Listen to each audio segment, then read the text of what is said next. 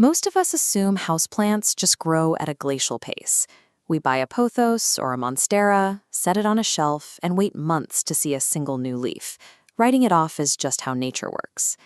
This comparison table shows the gap between being a passive decorator, someone who buys a plant for room aesthetics and waters it every Sunday, and an active cultivator, someone who manages the actual biological environment the plant lives in. Indoor gardeners want lush, rapid growth, but it is incredibly easy to get paralyzed by contradictory internet advice. You try 3 different tricks at once, the leaves turn yellow, and you start wondering if you just have a black thumb. To clear that confusion, we are taking the top 5 Reddit-tested strategies for faster plant growth and evaluating them through a single lens, their return on investment. We are going to weigh the actual physical effort, the financial cost, and the risk of each tactic against the specific amount of vertical and structural growth it delivers. Getting these results means making a direct trade-off. You have to sacrifice the convenience of set-and-forget ownership in exchange for the daily friction of active environmental management. This chart shows our effort versus impact matrix, the framework we will use to rank these popular plant hacks. The first variable is light intensity. Many beginners underestimate this because a room that looks bright to the human eye is frequently too dim to fuel photosynthesis. Light is the literal structural energy for your plant. On this chart, light intensity sits in the upper left middle section. It yields massive structural growth for a relatively low physical effort. The trade-off here is your interior design. You have to place the plant exactly where the light source is, regardless of how it looks in the room, or you have to accept the visual clutter of artificial grow lights. The second variable is responsive watering.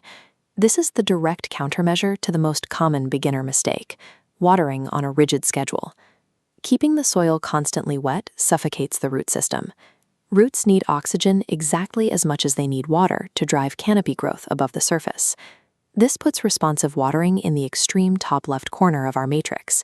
It is the highest impact, lowest effort behavioral shift you can make. To get that impact, you have to abandon automation. You are committing the ongoing mental bandwidth to physically check the soil moisture with your finger before reaching for the watering can. Mastering these 2 foundational fuels provides a high growth return for the absolute lowest financial cost. Even with perfect light, plants stall. A major reason sits below the surface. The dense, low-quality nursery soil that plants are sold in is designed for shipping logistics, not for biological growth. Repotting into a chunky, well-draining mix allows air and water to move freely.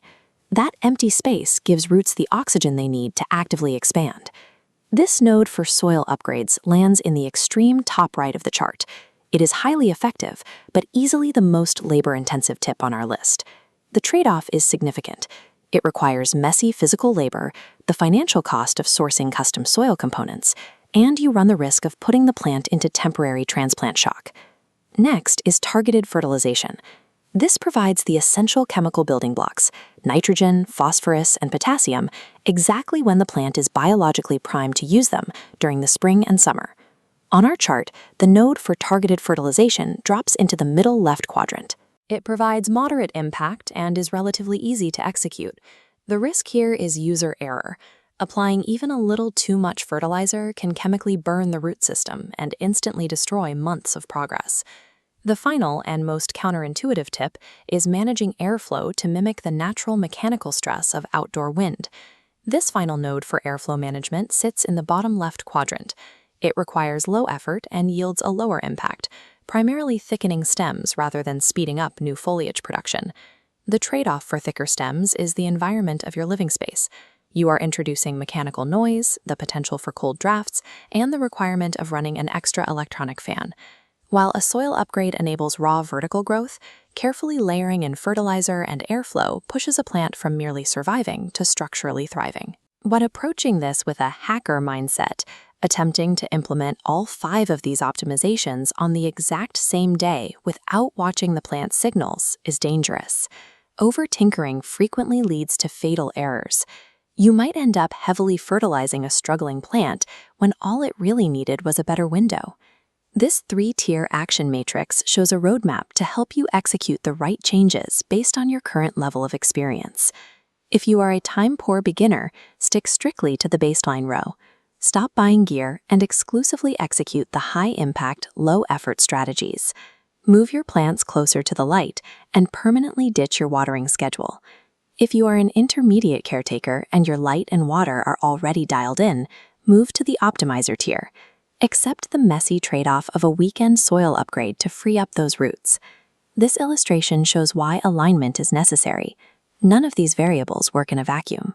Pumping fertilizer into a plant sitting in a dark room doesn't feed it, it poisons it. Plants were never inherently slow, they are simply waiting for the correct biological conditions. Aligning light, water, soil, nutrients, and airflow is what actually produces the accelerated growth you are looking for.